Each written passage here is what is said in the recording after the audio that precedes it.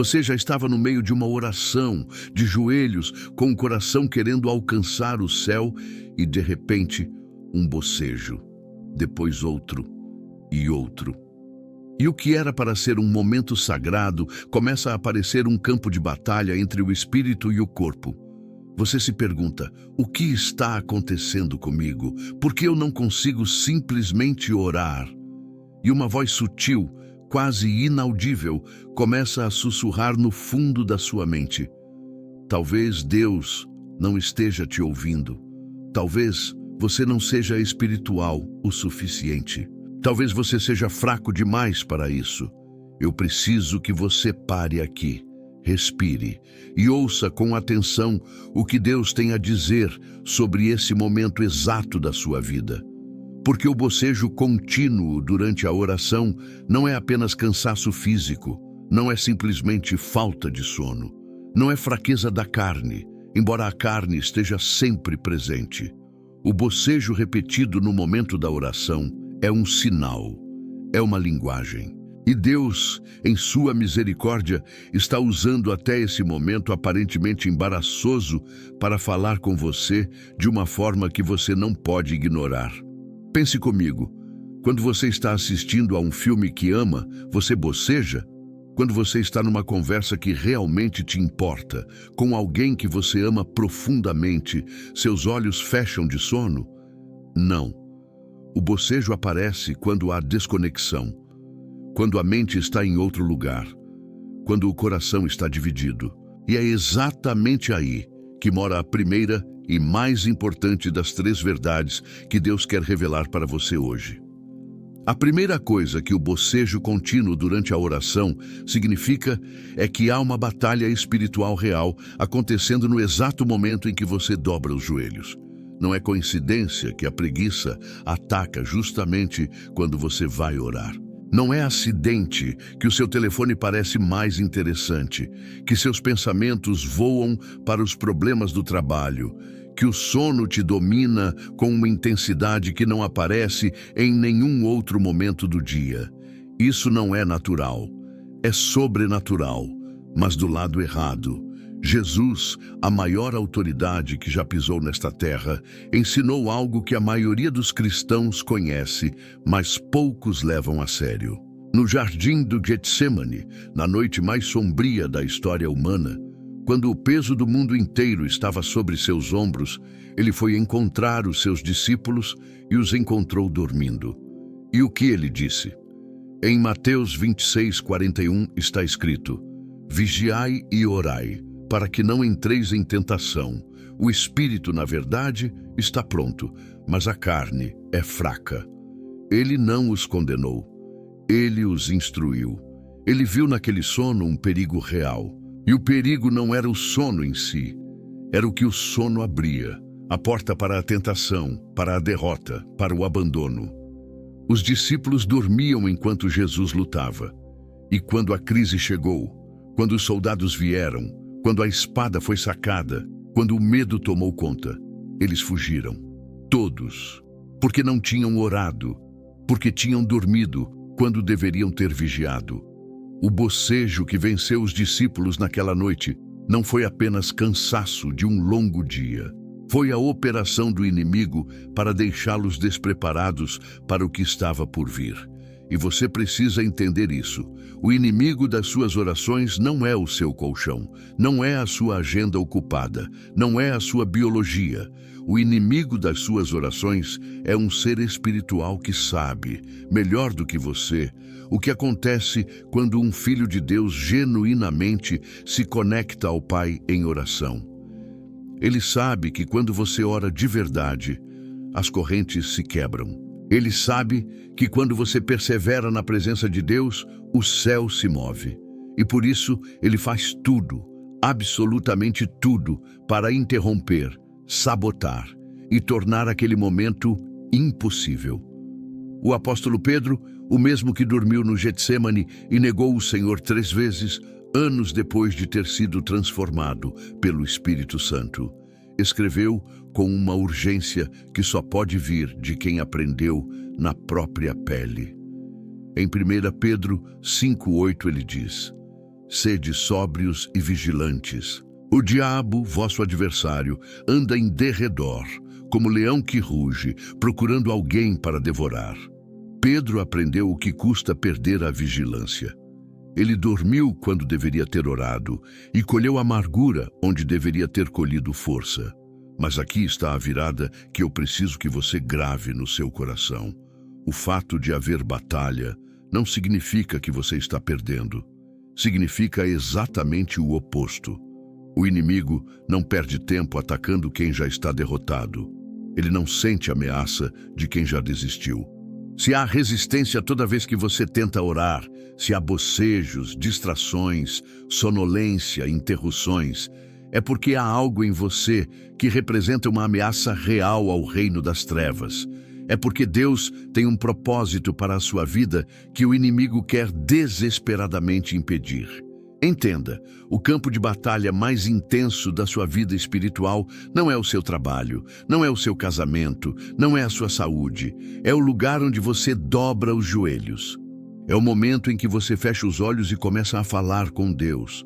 Ali, naquele espaço sagrado, se trava a guerra mais real que você já enfrentou.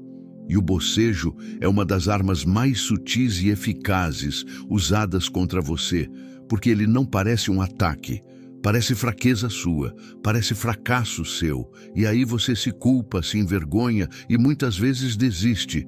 Mas e se eu te dissesse que reconhecer a batalha é o primeiro passo para vencê-la?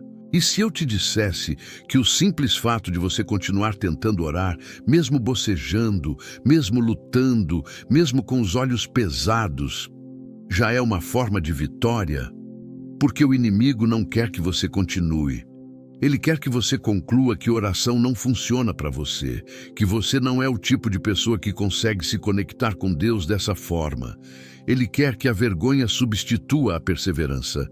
Jesus não abandonou o Getsêmani por causa do peso. Ele orou com mais intensidade. Lucas 22:44 descreve algo que desafia qualquer explicação humana. E posto em agonia, orava mais intensamente, e o seu suor tornou-se como grandes gotas de sangue que corriam até o chão. Orava mais intensamente. Quando a pressão aumentou, quando a carne clamava por alívio, quando o peso era esmagador, ele não recuou, ele aprofundou. E é isso que Deus está chamando você a fazer. Não a ser perfeito na oração, não a nunca bocejar, nunca se distrair, nunca lutar, mas a continuar, a reconhecer a batalha e escolher persistir mesmo assim. Porque é na persistência que a vitória é forjada. É na resistência que o caráter espiritual se forma. É no mais uma vez, depois do bocejo, que você declara ao inimigo e ao próprio céu: eu não vou desistir. A minha oração tem valor. A minha voz importa diante do trono de Deus. Você não boceja porque é fraco. Você boceja porque está em guerra. E guerreiros que reconhecem o campo de batalha são guerreiros que aprendem a lutar. Deus está te convidando hoje a olhar para aquele bocejo com outros olhos, não com vergonha, mas com determinação. Não como uma falha, mas como um sinal de que você está exatamente no lugar certo, fazendo exatamente a coisa certa, no momento em que o céu e o inferno observam o que você vai escolher fazer a seguir.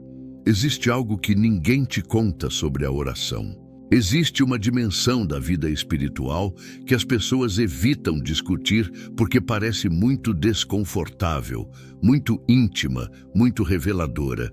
E é exatamente essa dimensão que o bocejo contínuo durante a oração frequentemente aponta. Porque a segunda coisa que esse fenômeno pode significar vai além da batalha espiritual externa. Ela aponta para algo interno, algo que vive dentro de você, no seu relacionamento com Deus, e que talvez você nunca tenha nomeado com clareza. A segunda verdade é esta: o bocejo contínuo pode ser o sinal de que sua alma está faminta de uma intimidade com Deus que vai além das palavras que você está usando. Pense nisso com seriedade. Há uma diferença enorme entre orar e se comunicar com Deus.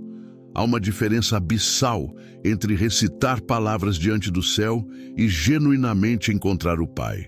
E muitas pessoas, pessoas boas, pessoas sinceras, pessoas que amam a Deus, caíram numa forma de oração que virou rotina, que virou protocolo, que virou uma lista de pedidos apresentada a um Deus distante que existe para resolver problemas.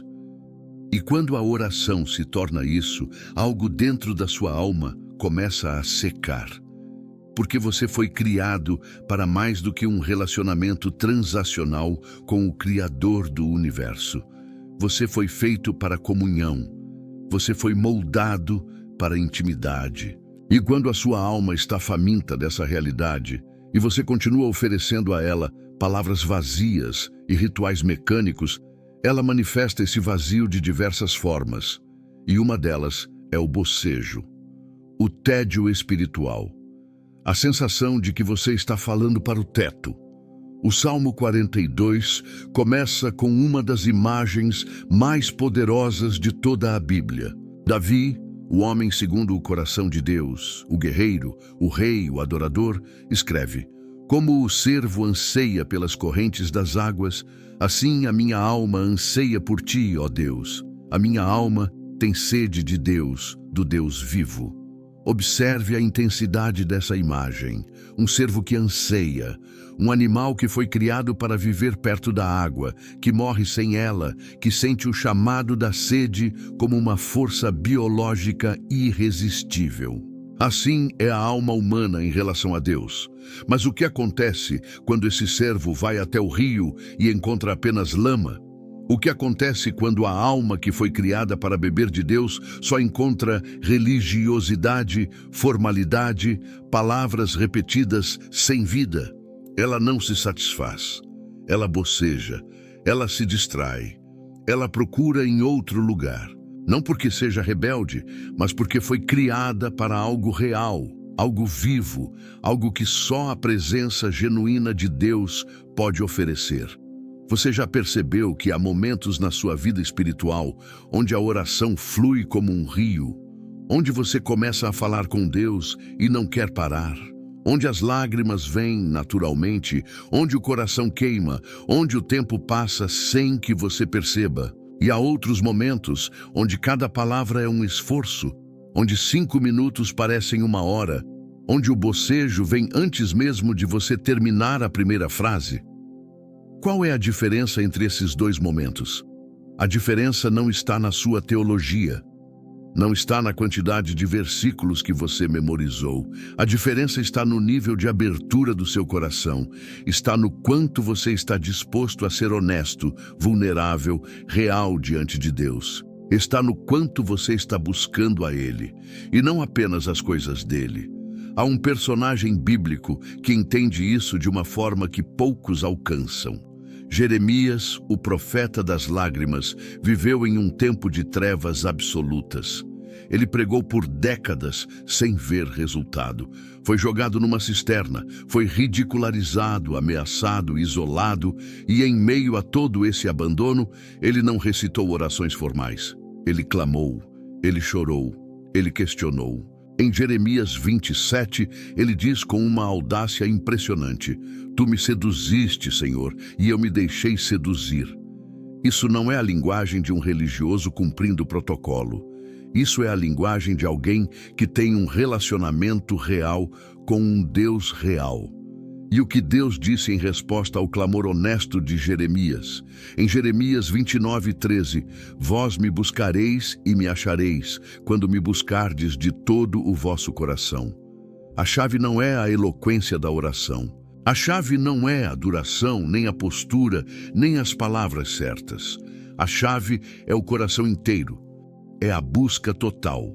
É a alma que abre mão da performance e se lança na presença de Deus como um cervo desesperado pelas correntes das águas. Agora eu quero que você faça uma pergunta honesta a si mesmo. Quando você ora, você está buscando a Deus ou está buscando as respostas de Deus? Há uma diferença fundamental entre essas duas buscas. Uma te coloca na presença dele, a outra te coloca numa fila de espera. Uma gera intimidade, a outra gera frustração. Uma resulta em vida, em fogo, em transformação. A outra resulta em tédio, em distração, em bocejo. Porque quando você busca genuinamente a Deus, não há cura, não há provisão, não há solução, mas a Ele mesmo, algo muda no espírito. Algo desperta. A alma que estava dormindo começa a acordar. E o bocejo que dominava aqueles momentos começa a ceder lugar a algo que só pode ser descrito como fome. Uma fome espiritual que não se satisfaz com nada menos do que a presença real do Pai. A mulher do fluxo de sangue, em Lucas 8, é para mim uma das imagens mais poderosas de como a busca genuína transforma um encontro. Ela não foi até Jesus para fazer uma oração bonita. Ela não tinha palavras preparadas. Ela estava exausta, humilhada, desesperada. E mesmo assim empurrou a multidão, rastejou se necessário e tocou a borda do manto dele. E naquele toque desesperado, naquela busca que custou tudo, o poder saiu de Jesus e ela foi curada instantaneamente. E Jesus parou, no meio da multidão, e perguntou: quem me tocou? Porque havia uma diferença entre os que encostavam nele por acidente e aquela que tocou com toda a fé que ela tinha. A sua oração pode ser assim, não perfeita, não eloquente, mas real, desesperada, faminta, e quando a sua alma para de recitar e começa a buscar, quando você para de apresentar sua lista e começa a tocar a borda do manto, quando você para de falar para Deus e começa a falar com Deus, o bocejo some. Não porque o corpo não seja cansado, mas porque o espírito acordou. E um espírito que acordou na presença de Deus não tem sonolência que resista. Deixe que esse bocejo te incomode o suficiente para te mover. Deixe que ele não seja uma desculpa para encerrar a oração mais cedo, mas um chamado para aprofundá-la. Deus não está entediado com você. Deus não está olhando para o seu bocejo com decepção. Ele está olhando para você com a mesma ternura com que olha para um filho que está tentando, que está lutando, que ainda não sabe como, mas quer se aproximar. E esse querer, esse desejo honesto de mais, já é o começo da intimidade que transforma. Há algo que acontece na vida espiritual de uma pessoa que ninguém costuma chamar pelo nome. Um processo silencioso, gradual, quase imperceptível, que começa de forma inocente, com cansaço, com rotina, com o peso da vida adulta e vai se instalando no coração como uma névoa densa que apaga a chama sem que você perceba exatamente quando o fogo foi embora. E quando essa névoa está presente, um dos seus primeiros sinais é aquele bocejo que não passa, aquela dificuldade de se conectar, aquela sensação de que as palavras sobem, mas o coração fica parado no chão. A terceira coisa que o bocejo contínuo durante a oração pode significar é que há algo não resolvido entre você e Deus. Não necessariamente um pecado grave, visível, óbvio. Pode ser algo muito mais sutil, uma mágoa não entregue, uma decepção não processada, uma promessa que parece não ter se cumprido. Uma temporada difícil que deixou cicatriz não só no corpo, mas na sua capacidade de confiar. O salmista Davi, de novo, nos dá uma janela para essa realidade. No Salmo 66:18, ele escreve com uma clareza que corta: se eu tivesse alimentado iniquidade no meu coração, o Senhor não me teria ouvido. Iniquidade no coração. Não necessariamente um ato externo, uma postura interna, uma resistência escondida, uma área onde você ainda não entregou o controle. E essa área não resolvida, cria o que eu chamaria de interferência espiritual, como estática num rádio que impede que a frequência seja captada com clareza.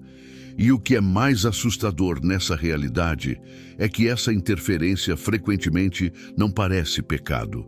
Ela parece cansaço, parece distração, parece desânimo espiritual. Você olha para si mesmo e não vê um rebelde, vê apenas alguém que está cansado, alguém que está tentando, alguém que gostaria de sentir mais, mas simplesmente não está conseguindo. E aí o bocejo vem. E com ele a conclusão equivocada de que você é o problema. Quando, na verdade, o problema é que há uma conversa que precisa acontecer entre você e Deus antes que a oração flua livremente. Pense em José, o jovem de 17 anos que recebeu sonhos de Deus, que viu o futuro no próprio sonho e que foi vendido pelos irmãos, levado ao Egito como escravo, acusado injustamente pela mulher de Potifar, jogado na prisão por anos. E em algum momento dessa trajetória de sofrimento, José tinha uma escolha. Ele podia guardar mágoa de Deus. Ele podia construir um muro entre o seu coração partido e o Deus que havia permitido aquilo tudo. E se ele tivesse feito isso, se ele tivesse deixado o ressentimento crescer como raiz amarga, o fio de conexão que o ligava ao céu teria sido cortado. Mas Gênesis 39, 21 diz algo extraordinário. Mas o Senhor estava com José e lhe demonstrou misericórdia. Em cada etapa da descida, na escravidão, na prisão, no esquecimento, Deus estava com ele. E a razão pela qual o fio não foi cortado não foi porque José não sofreu. Não foi porque a dor não foi real. Foi porque José não deixou a dor se transformar em barreira. Ele continuou conversando com Deus. Ele continuou no relacionamento, não na perfeição, mas na fidelidade. Agora eu preciso fazer uma pergunta que talvez doa, mas que pode ser a mais libertadora que você vai ouvir hoje. Você está com raiva de Deus? Não a raiva óbvia, que você reconheceria facilmente, mas aquela mágoa silenciosa que diz: eu orei tanto, confiei tanto, esperei tanto, e não foi como eu pedi. Aquela decepção com o caminho que Ele escolheu para a sua vida. Aquela temporada onde você clamou e o céu pareceu de bronze. Aquela perda, aquela crise, aquele diagnóstico, aquele relacionamento que desabou, e em algum lugar no fundo do coração, você guardou uma conta que ainda não foi fechada. Isso não te torna um rebelde, isso te torna humano. E Deus, que criou o coração humano, não está chocado com o que está dentro do seu. Em Hebreus 4:15, está escrito que temos um sumo sacerdote, Jesus, que não é incapaz de compadecer das nossas fraquezas, pois foi tentado em tudo, assim como nós, mas sem pecado. Ele entende a dor. Ele entende a decepção, ele entende a sensação de abandono, porque no Getsêmani ele próprio clamou: Pai, se possível, passa de mim este cálice. Mas aqui está o que precisa acontecer. A mágoa precisa ser nomeada. O ressentimento precisa ser trazido à luz. Não porque Deus precise ser informado, ele já sabe, mas porque você precisa dizer. Você precisa abrir a mão e mostrar para ele o que está carregando, porque enquanto essa pedra estiver escondida debaixo da superfície da sua oração, ela vai continuar criando distância, ela vai continuar gerando aquela sensação de falar para o vazio. E o bocejo vai continuar chegando, porque o coração que carrega peso não consegue se erguer até Deus com leveza. O ato de entregar essa mágoa a Deus não é fraqueza. É o ato de fé mais corajoso que você pode fazer, porque ele diz: eu confio em ti mesmo sem entender. Eu confio em ti mesmo quando dói. Eu confio que os teus caminhos são mais altos que os meus, mesmo quando o caminho que escolheste para mim parece não fazer sentido do meu ponto de vista.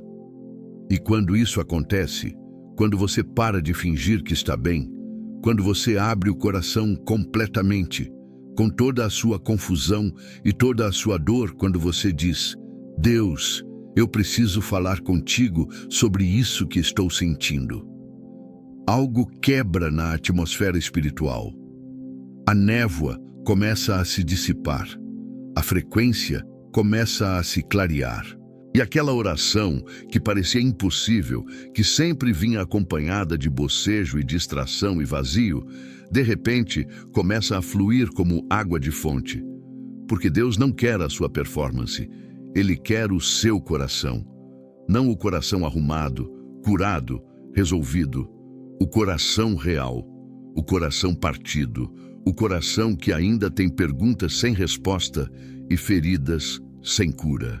Esse coração, aberto e honesto diante do Pai, é a fundação sobre a qual a oração mais poderosa que você já fez pode ser construída. Existe um momento na vida de todo crente onde a fé deixa de ser teoria e se torna a única âncora disponível.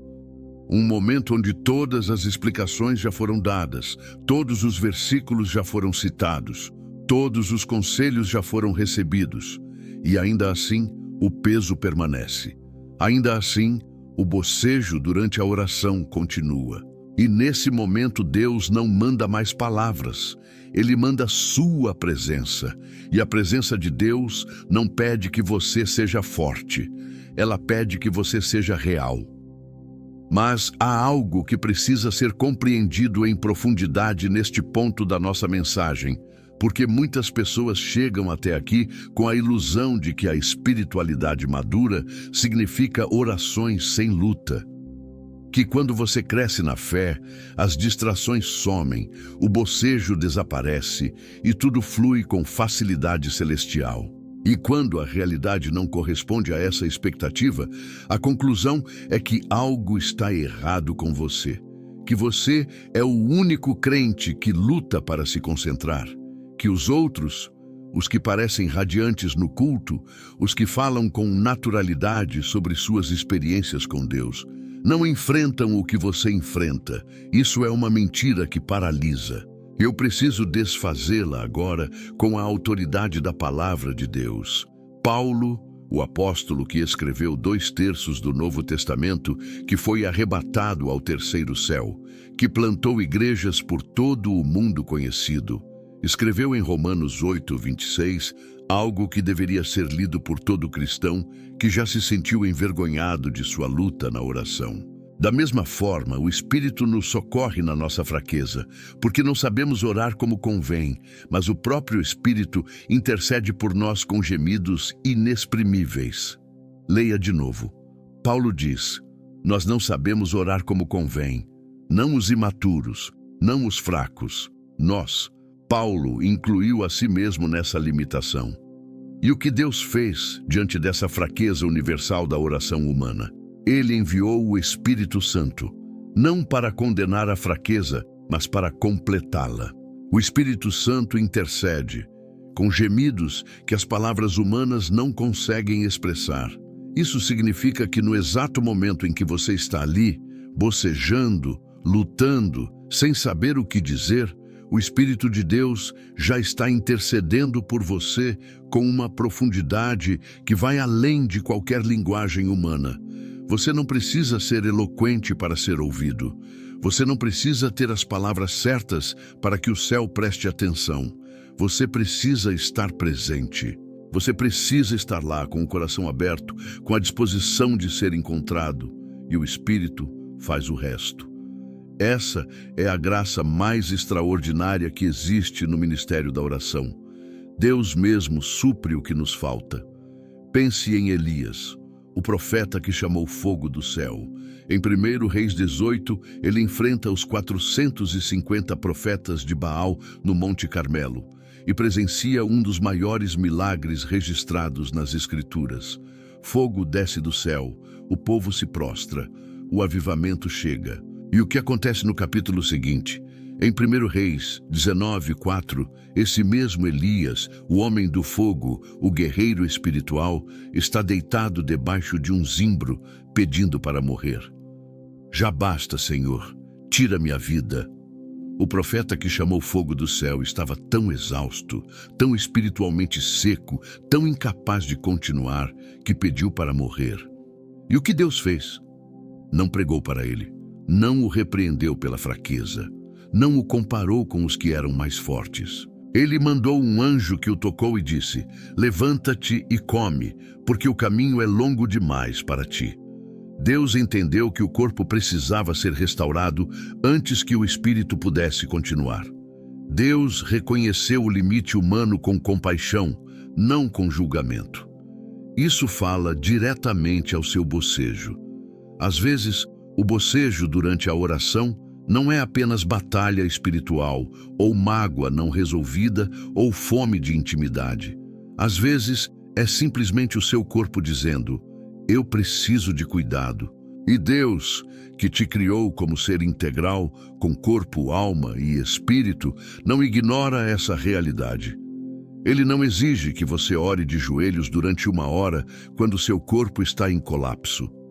Ele não mede a qualidade da sua espiritualidade pela sua resistência física.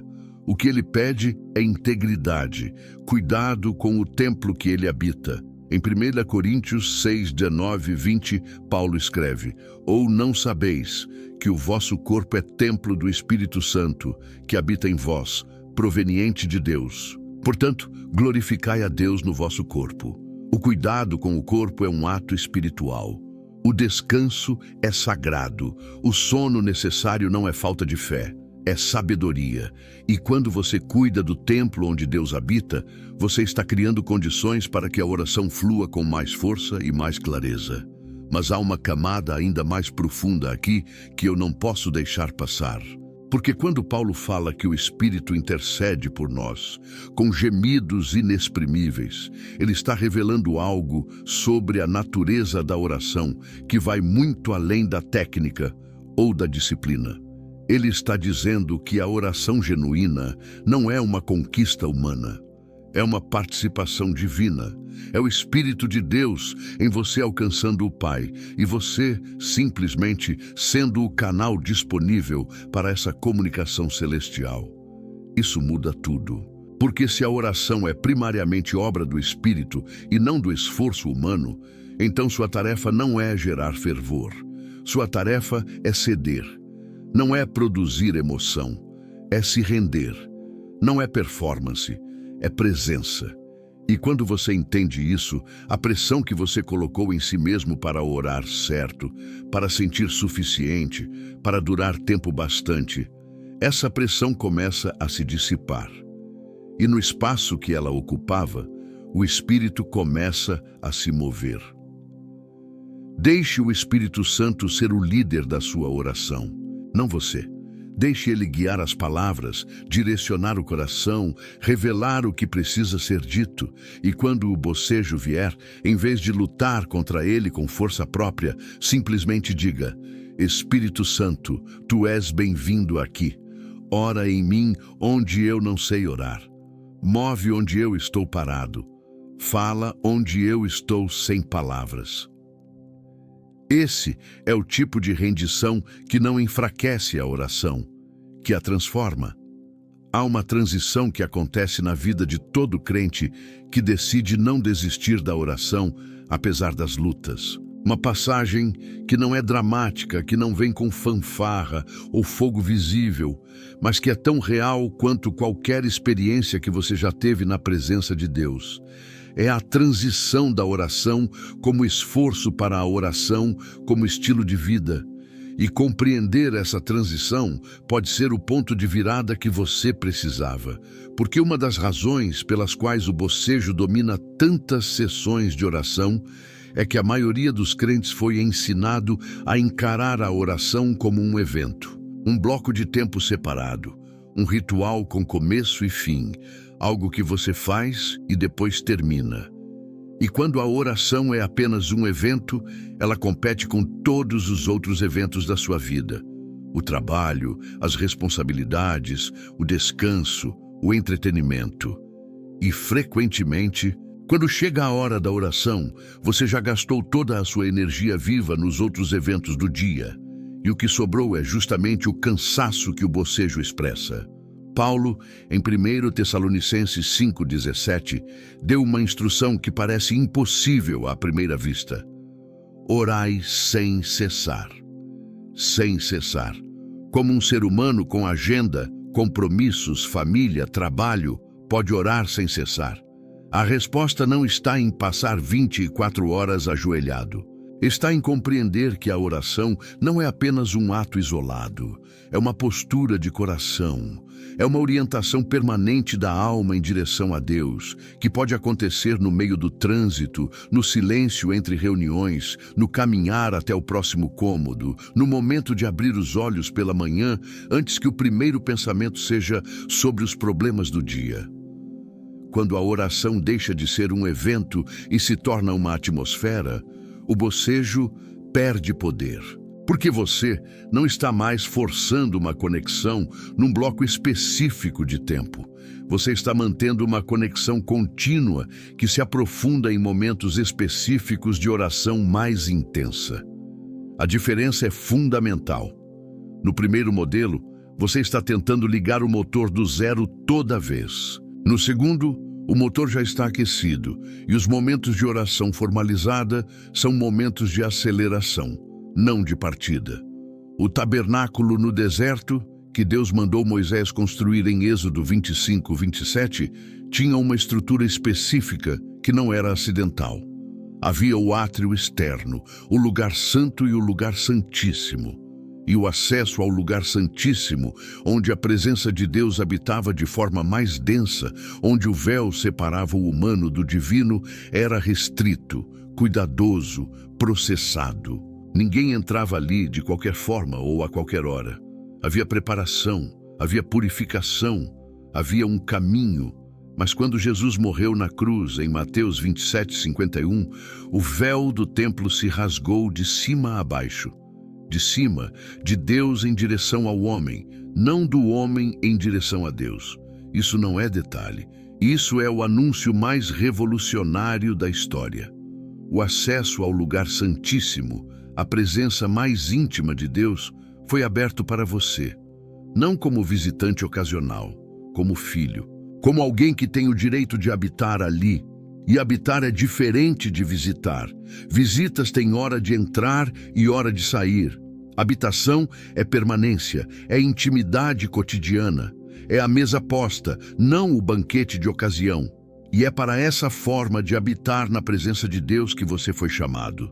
Não a visitar Deus nos seus blocos de oração, mas a aprender a permanecer nele ao longo de todo o dia. João 15, 4, 5 registra uma das instruções mais preciosas que Jesus deu.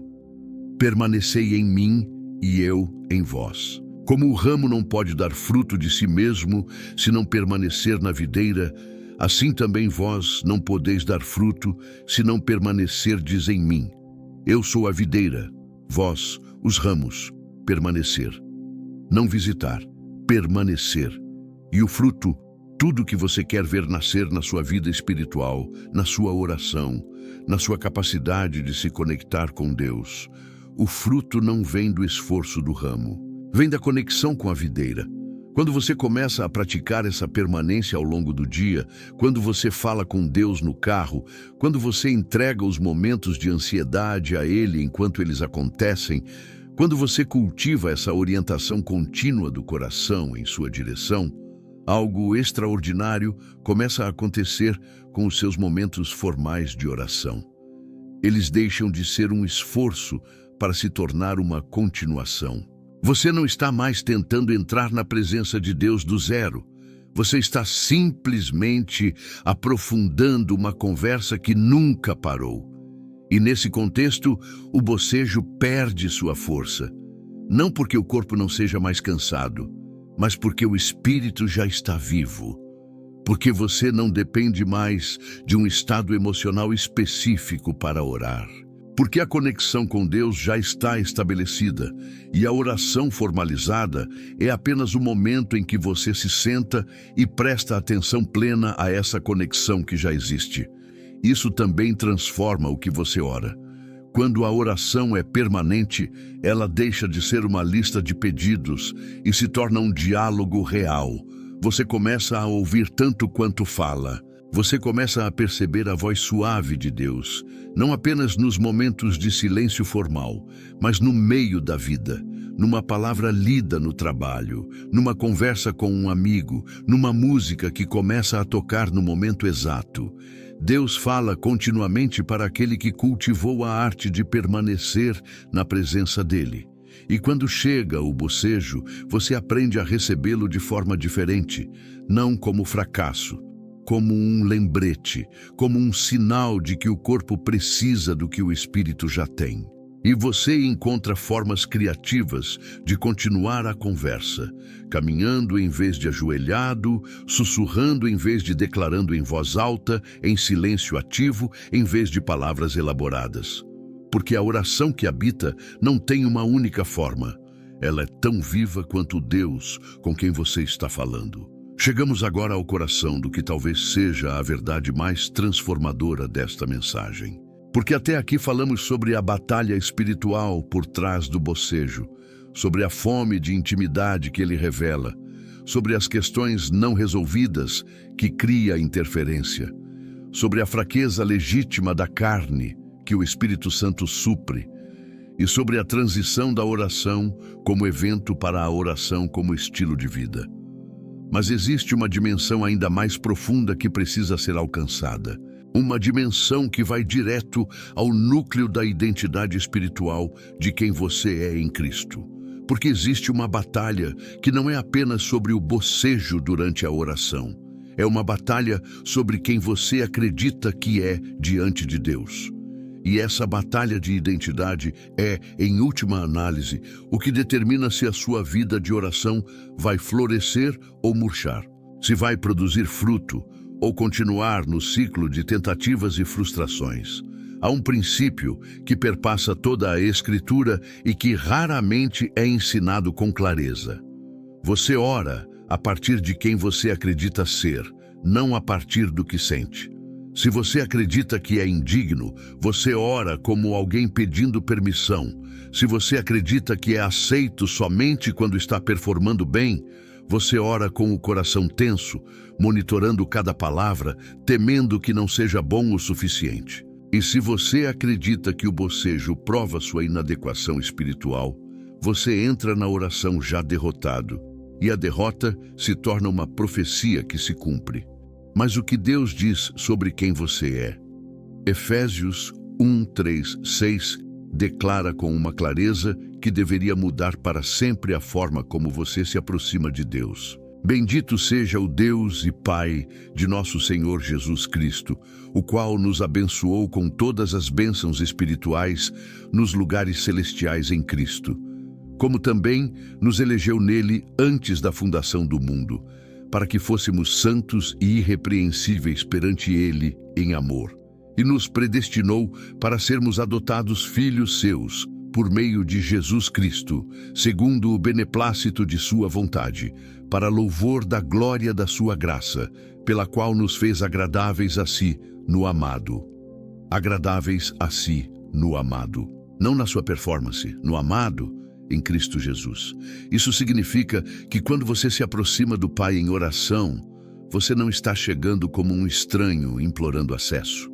Você está chegando como filho, como alguém que foi declarado aceito, não pela qualidade da sua oração, mas pela perfeição do sacrifício de Jesus.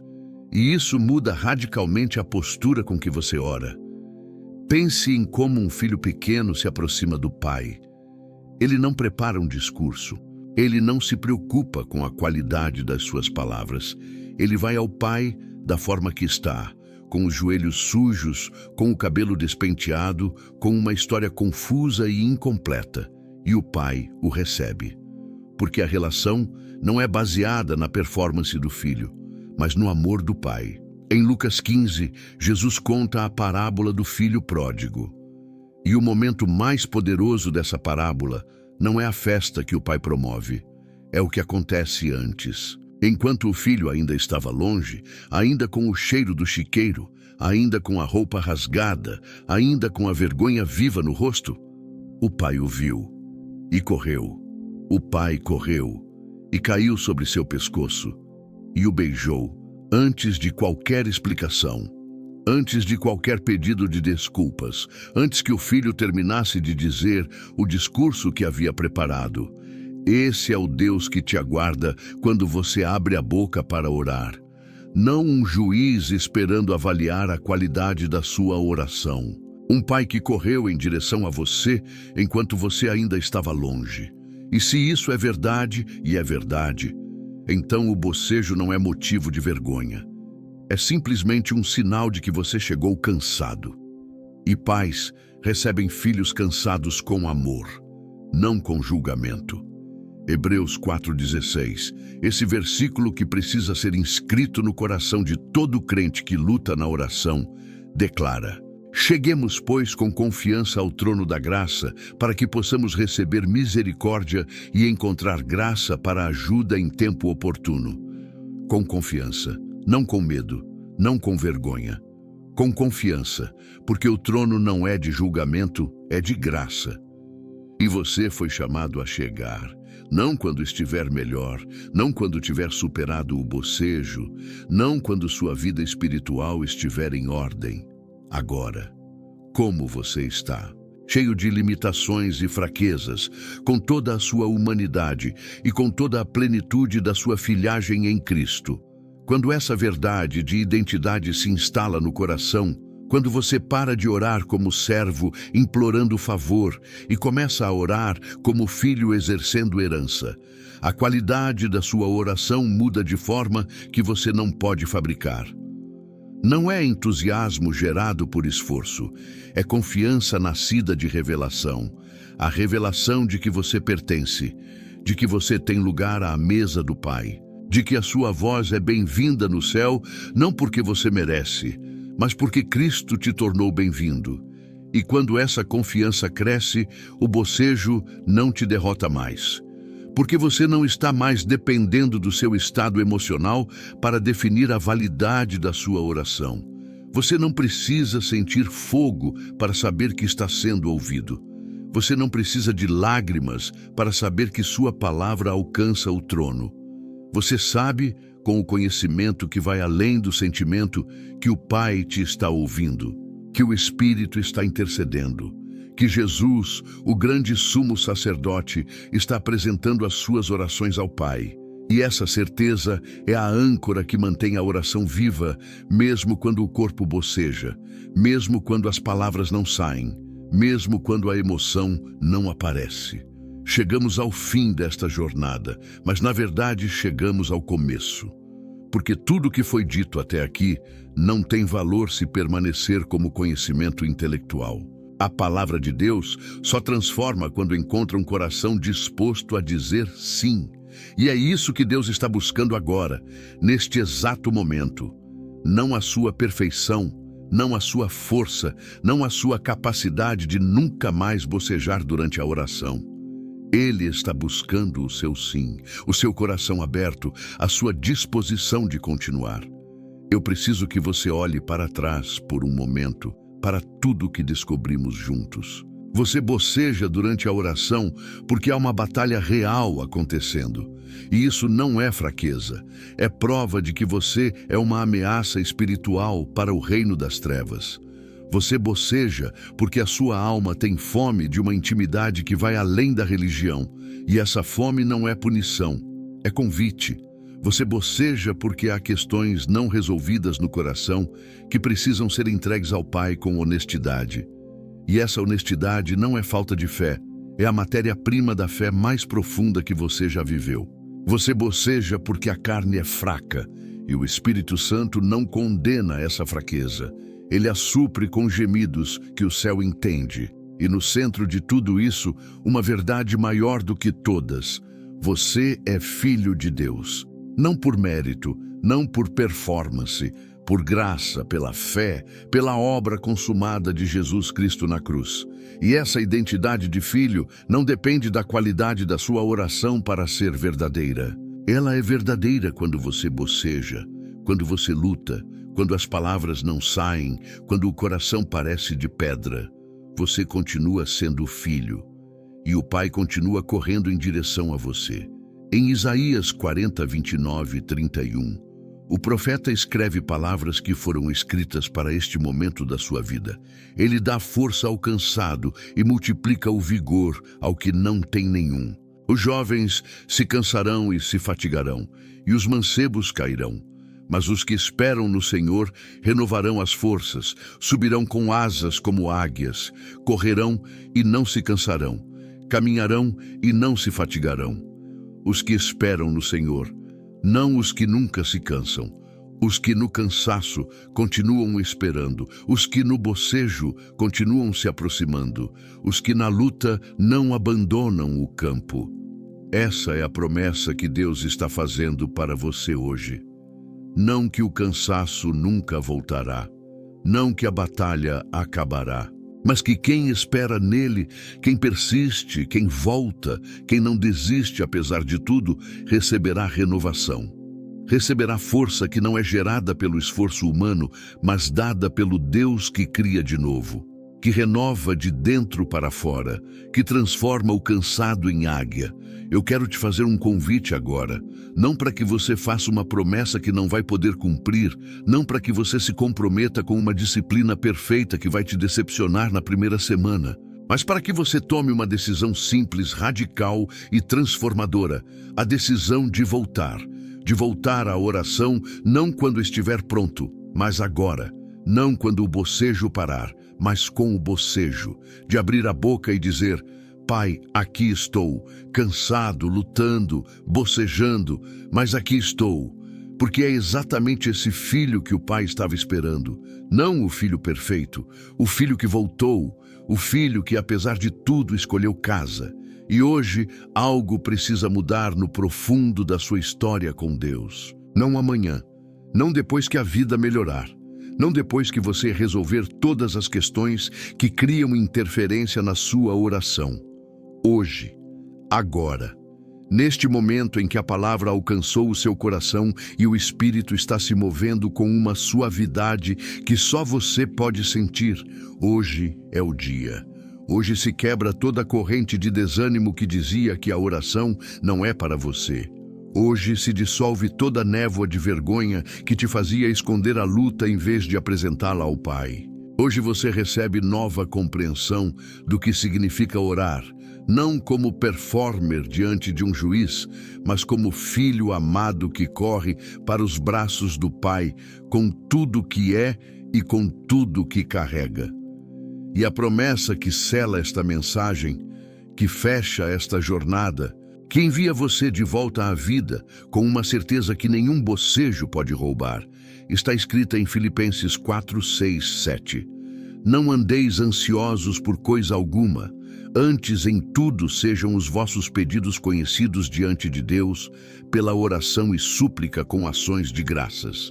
E a paz de Deus, que excede todo o entendimento, guardará os vossos corações e os vossos pensamentos em Cristo Jesus. A paz que excede o entendimento. Não a paz que você conquista quando orar bem. A paz que Deus guarda em você enquanto você ora, do jeito que você consegue, com as palavras que tem, com o coração aberto. Essa paz não depende da qualidade da sua oração. Ela é a resposta de Deus à sua disposição de chegar. Então chega, com o bocejo e tudo. Chega, com a luta e tudo. Chega, com as perguntas sem resposta e tudo. Chega, com a mágoa velha e a dúvida nova e o coração cansado. Chega, porque o Pai que te viu de longe está correndo em direção a você agora. E em seus braços você vai descobrir que a oração que você pensava que estava fazendo errada durante todo esse tempo era, na verdade, a mais honesta, a mais corajosa, a mais real que você já fez. Hoje, a sua história com a oração começa de novo. Não do zero, mas de um lugar mais profundo, com mais verdade, com mais graça, com mais consciência de quem você é e de quem está te ouvindo. Vá e ore, e quando o bocejo vier, e ele virá, sorria para ele e continue, porque você agora sabe o que ele significa, e você sabe quem está do outro lado da conversa. Buscai ao Senhor enquanto se pode achar, invocai-o enquanto está perto. Isaías 55, 6.